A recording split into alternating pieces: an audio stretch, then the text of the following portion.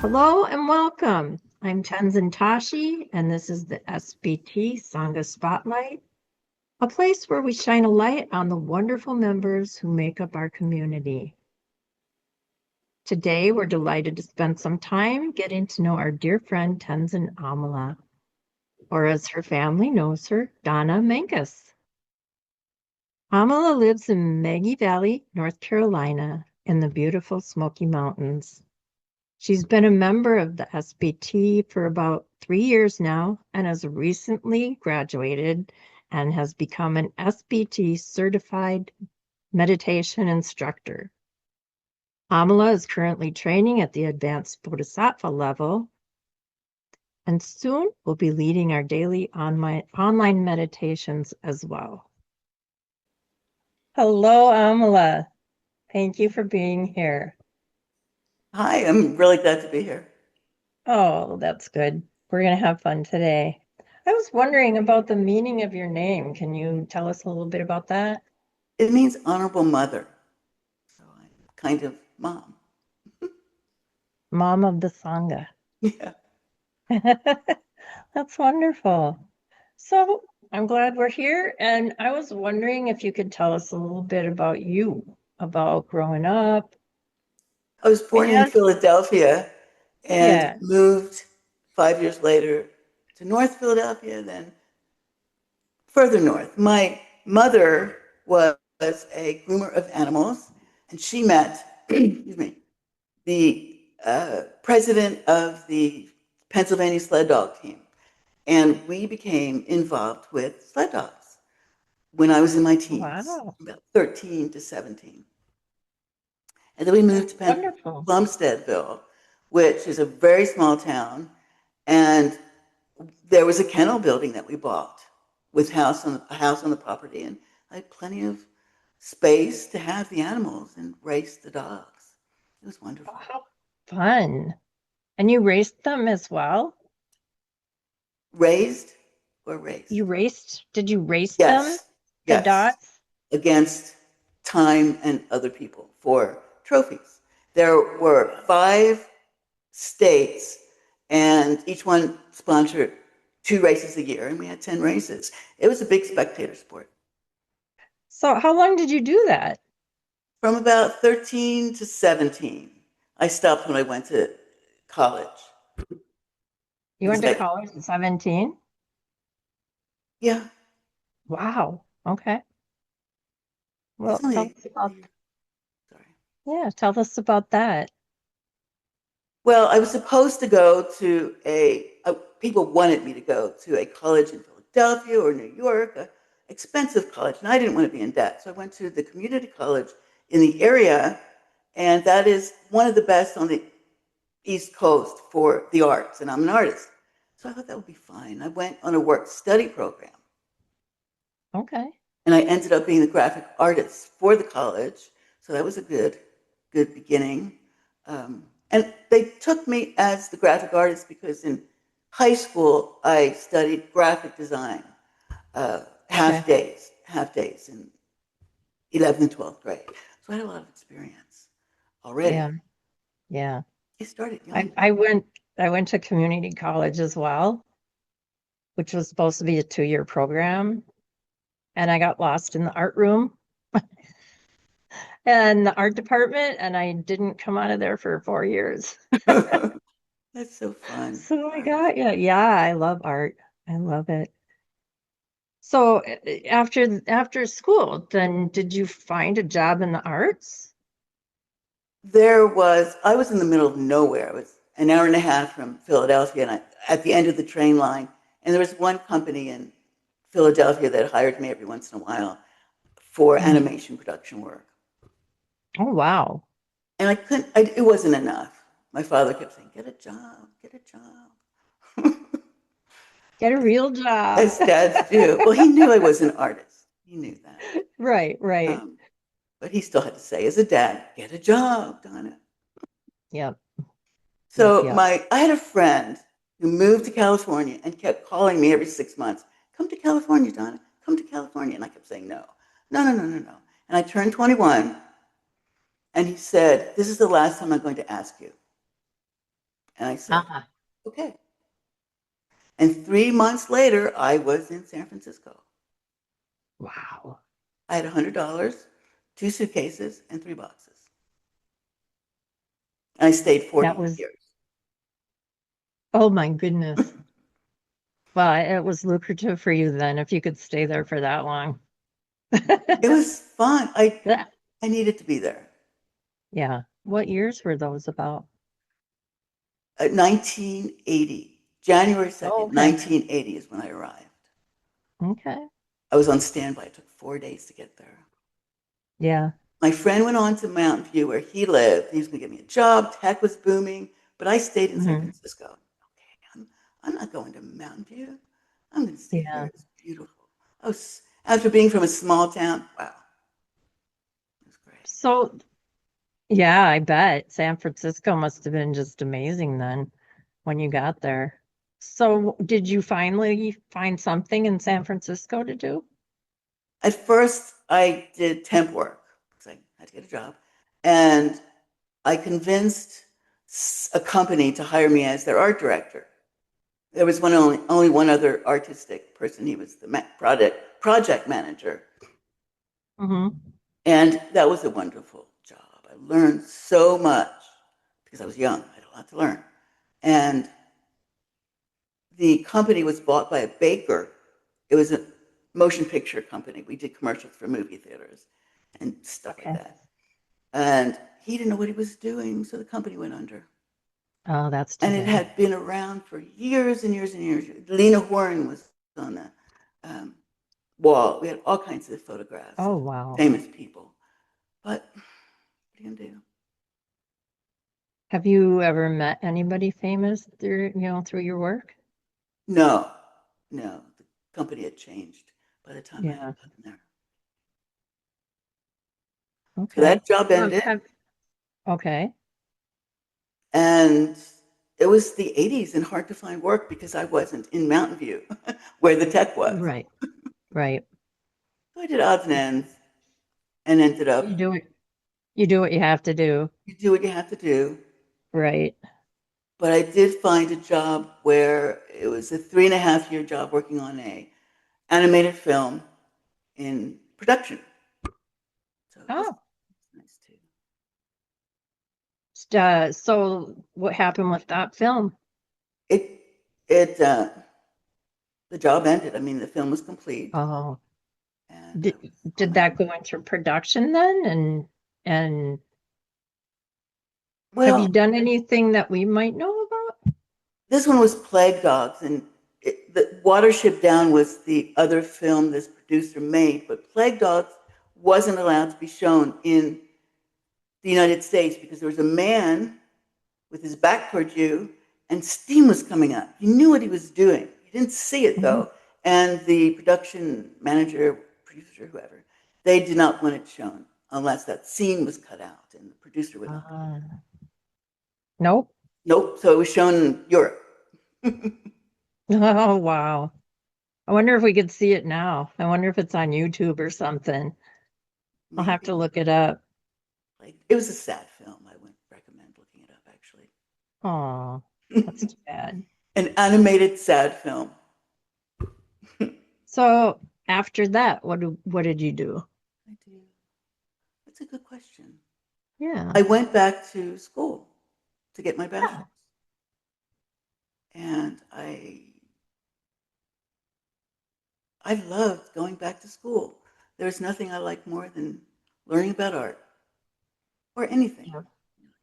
except Exactly. except math. I have no care for math. Yeah, same here. Same here. Yeah, I went to community colleges. I went to three different ones because I just kept wanting to learn, and I still do. It's a lifelong thing. You just don't stop. So, once you got your bachelor's, then what did you do? I got a teaching credential, Aha.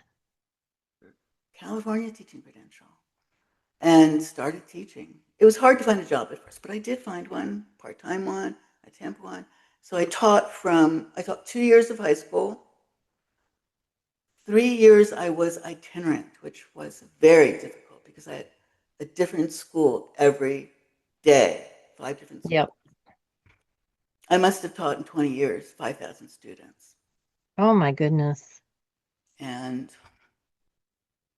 the other 15 years was middle school.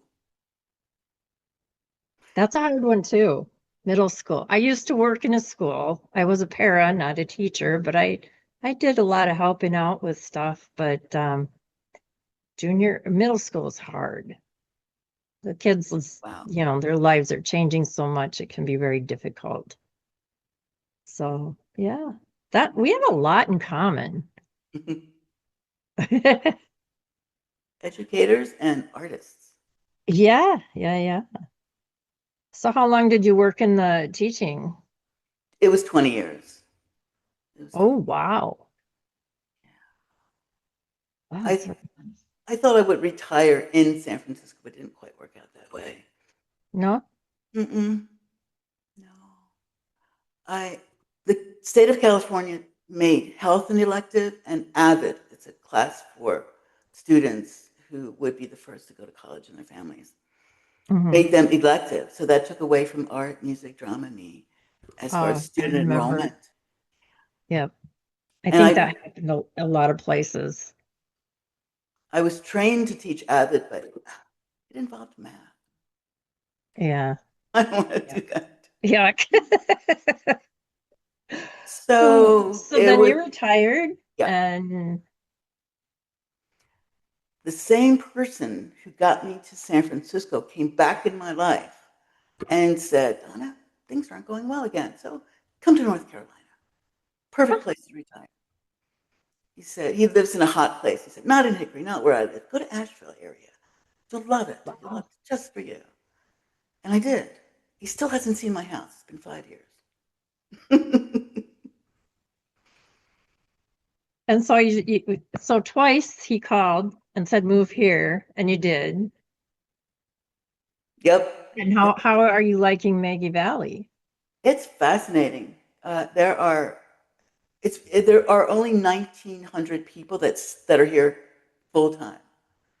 And it's right in the mountains. I'm at 3,200 feet. At 3,500 feet, weather starts happening. It snows and windy, and I love weather. Yeah, you It's had beautiful. fires not too long ago.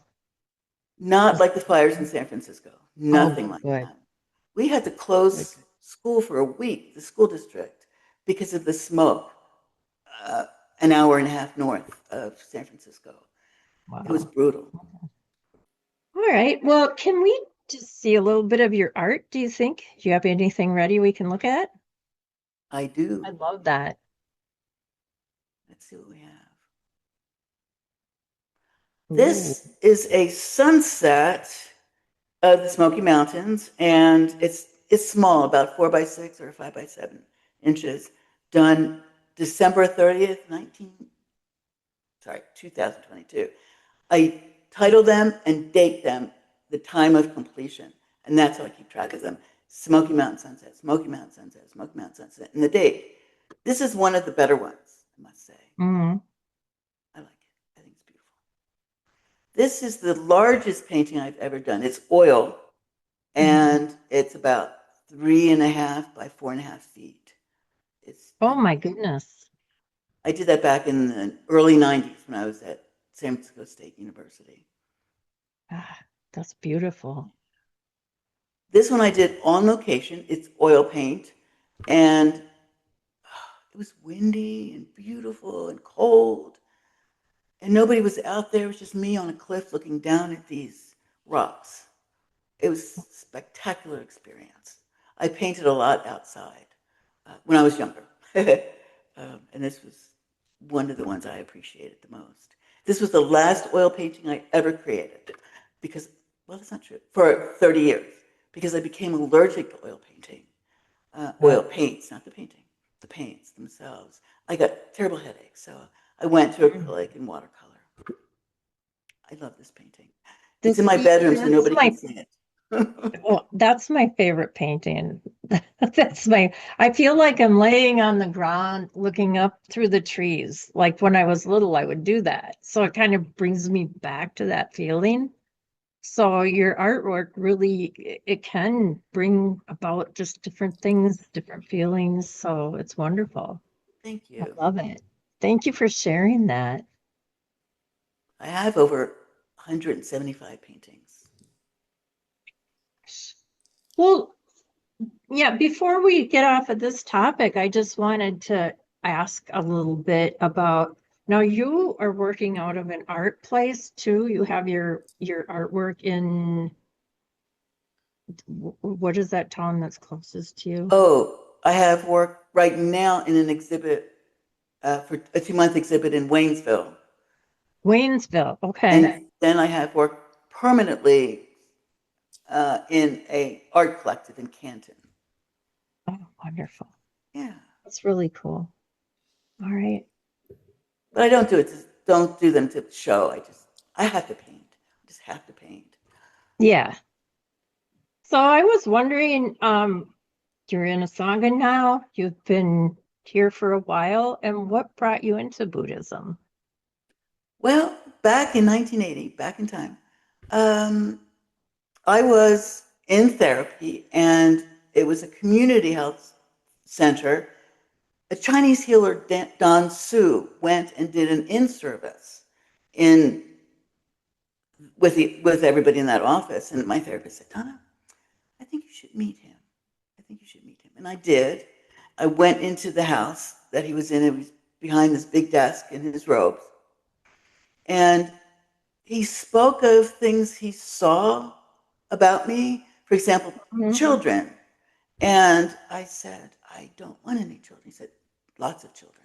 No, no, no children. I'm gonna have lots of, well, I'm a nanny. No, no, no, lots of children. And he was very adamant. So I'm a teacher.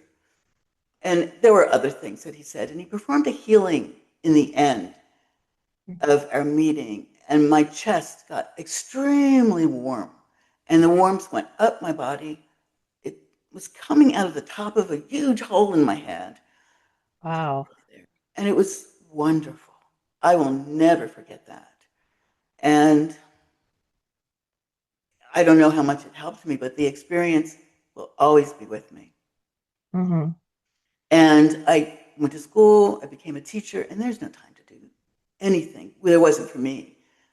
I don't know how parents with children can be a teacher. It's so much work. It was for me. I was very, very, very involved with teaching. And I thought about Buddhism is always in the back of my head. I did go in at university and take some religion classes and classes on Buddhism. And one of my professors was a text translator for Master Hua at the City of 10,000 Buddhas in California. He told his classes, he said, if you want to pursue this, you need a teacher. And I had no idea how to find a teacher. So I just went on with my life. I became one and retired. Here I am in Maggie Valley, Hmm. back here in real time. And I had time. I looked on Facebook and I found places that just were too dogmatic. The sutras, the sutras, the sutras, and they weren't for me. I went to one mantra sitting, and I didn't Yep. understand it. I kept asking, why are we doing this? Why are we doing this? And I wasn't given an answer. Excuse me. But I found one day SBT online, and it was a meditation program. I had seen meditation programs, but they cost. And one of the things my professor had said was, it shouldn't cost you anything. Maybe Right. room and board if you went somewhere. But Right. and this was a free 10-week program. And I had thought, well, if meditation is more than just one type, I want to know what kind. I want to know what kind. Right. Right. Yeah. I never knew that either. I thought it was always just meditation, and it's totally not. I was, as some of the people I have met are, I used to think, you have to get rid of everything in your head. I can't do that. I come across people every day that I talk about Buddhism to. I can't get rid of my thoughts. And I tell them, you don't have to. Right. You don't have to. You can work with them. We're Yep. human beings, and that's what we do. We think, right? Yep. So that's where you found SBT through the Online. program, Online. meditation. And it's sbtonline.org. Yay. Yay. Just, And you've been here ever since. It's been what, 3 years now? it's been 3 years. Yep. And I'm everything people say. Sorry. And congratulations on graduating from your instructor training. That's wonderful. It was a fun. Yeah. Fun. So you like this type of study that we do at SBT better than just, I mean, we have classes and we have skillful living come up. That class is going to be amazing too. So every time the meditation happens, which is twice a year, and the skillful living happens, I take them and I learn something new all the time. Yep. Same. Every time. I think Tarpa calls it spiral learning. He says you learn it, and then the next time you pick something else up. And that's how it's been. And I've been here for 4 years, I think. And always something I learn that I didn't know before. And I So think that happens because we change. We learn the stuff, we live it, we change, and then we take it again. We live it, and then we change. That's how I feel, what I feel I'm doing. yeah, it's almost like you level up every time you take it. And it's like, oh, now I know this, and now I know this, so so your practice has been good. It's had results. Well, as everybody says, I'm calmer, I'm more content, I'm more happy, especially more happy. But I was thinking about this, and actually, I'm less judgmental. I used to be very judgmental, and I'm more accepting of other people's differences and not of everybody's. I must say, I have a ways to go. I need to take skillful living again, etc. There are some people that are hard for me to accept, but I'm much less judgmental, not only with others, but with me. Now it's time for our lightning round. This is where we're going to ask you some direct, rapid fire questions to discover who you really are.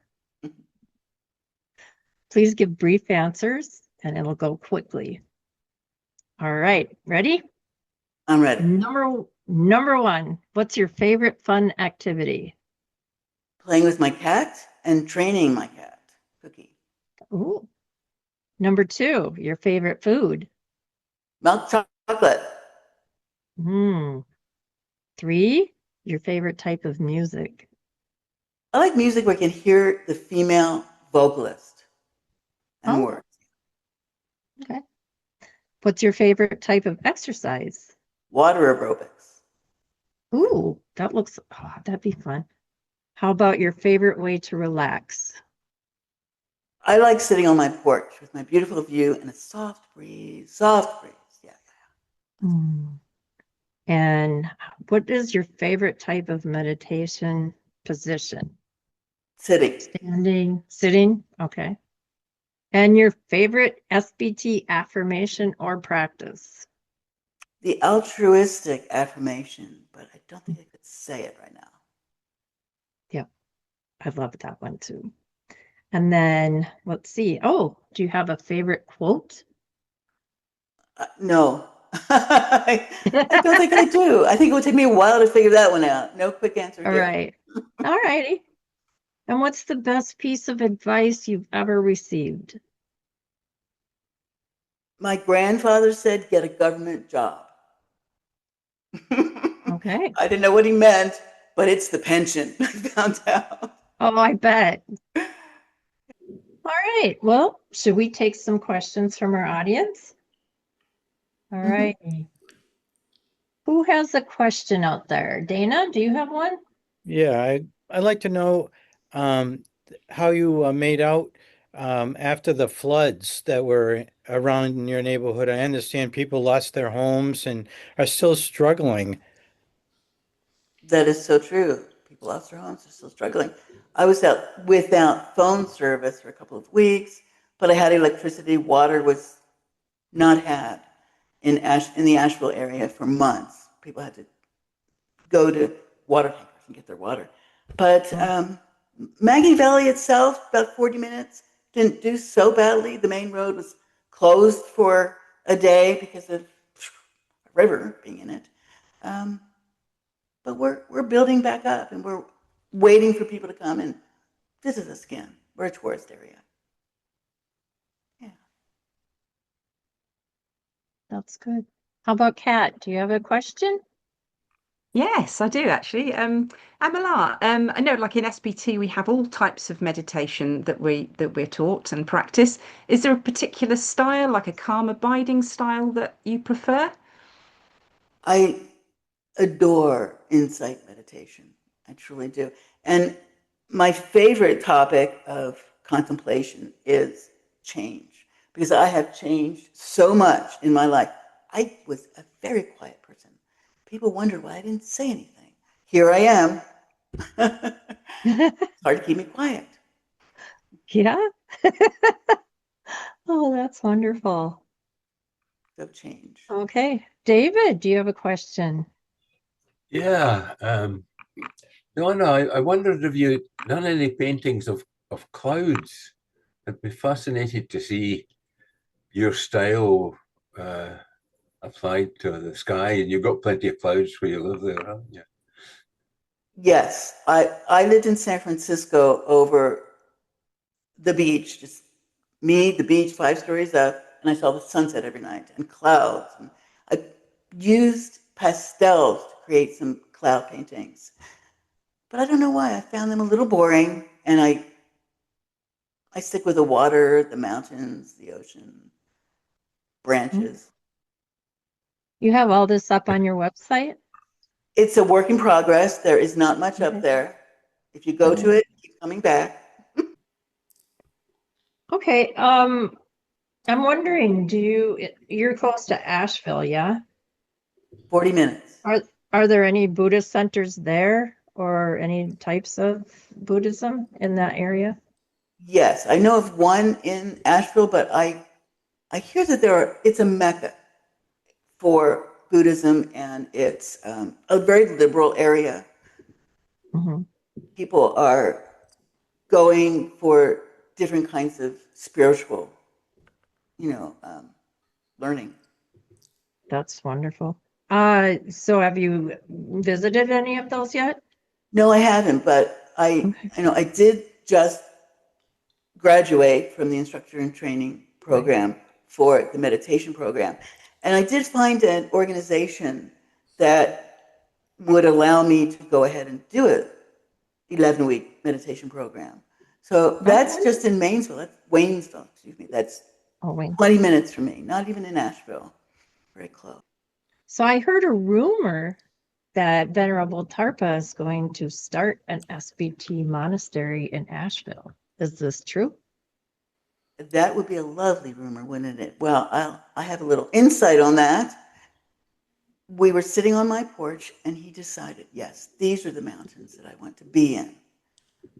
So hopefully all will come to be. So this has been really fun today to get to know you a little better. Do you have any thoughts you want to share with us before we go? Don't forget to ask questions